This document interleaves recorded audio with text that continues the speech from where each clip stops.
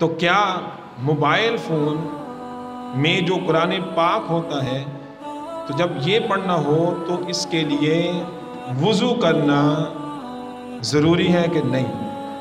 کہ قرآن پاک کو بغیر وضو کے ہاتھ نہیں لگا سکتے، قرآن پاک کو بغیر وضو کے ہاتھ نہیں لگا سکتے، تو کیا موبائل میں قرآن پاک جو ہے تو اس کو کیا ہاتھ لگا سکتے ہیں وضو کے ساتھ؟ اب یہ موبائل ہے، اب اس میں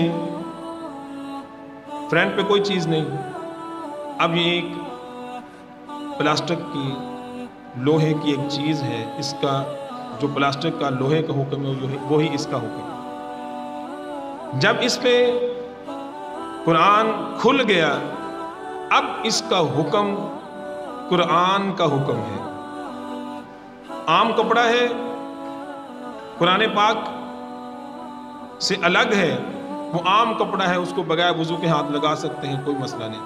لیکن جب وہی عام کپڑا خاص ہو کر قرآن کی جھولی بن گیا، قرآن کا غلاف بن گیا، اب قرآن غلاف میں لپٹا ہوا ہے، عام گتا ہے، لیکن وہ قرآن کی جلد بن گیا، اب وہ جلد بھی قرآن کے حکم میں ہے، اب اس کو بھی بغیر وضو کے ہاتھ نہیں لگا سکتے۔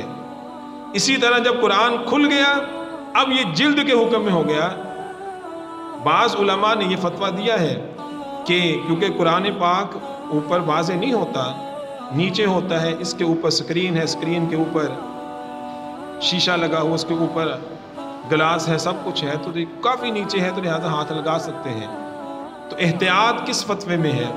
تو احتیاط اسی فتوے میں ہے کہ باوضو ہی قرآن کھولنا چاہیے۔ وہ یہ پھر جھولی کے حکم میں ہو گیا، جلد کے حکم میں ہو گیا، لہٰذا قرآن کھولیں گے تو اس کو باوضو ہونا بندے کا ضروری ہے۔ پھر انگلی بھی پھیرنی ہے، صفحہ بھی چینج کرنا ہے، تو بہتر یہ ہے کہ وضو ہونا چاہیے۔ اسی طرح اب موبائل فون میں قرآن پاک ہے، اس میں بہت سے حدیث مبارک ہیں، بہت سے علماء کے بیانات ہیں، تو کیا اس موبائل کو میں واش روم میں لے کے جا سکتا ہوں؟ ہر انسان کے پاس موبائل، اس میں یہی چیزیں ہیں، تو کیا لے کے جا سکتے ہیں؟ تو ایک مفتی صاحب نے مسئلہ بیان کیا کہ لے کے جا سکتے ہیں۔ لوگوں نے کہا جی اتنی بڑی بے ادبی، قرآن پاک واش روم میں لے جائیں، حدیثوں پاک واش روم میں لے جائیں، موبائل باہر رکھ کے جانا چاہیے۔ تو اس مفتی صاحب نے، جو بندہ زیادہ باتیں کر رہا اس کو بلایا، کہا کہ تمہیں قرآن یاد ہے؟ اس نے کہا جی الحمدللہ۔ کون کون سی صورتیں یاد ہیں؟ اس نے کہا جی مجھے سورہ فاتحہ یاد ہے، سورہ اخلاص یاد ہے، سورہ کافرون یاد ہے، سورہ ناس یاد ہے۔ اس نے 5-10 صورتوں کا نام لیا کہ مجھے یہ یاد ہے۔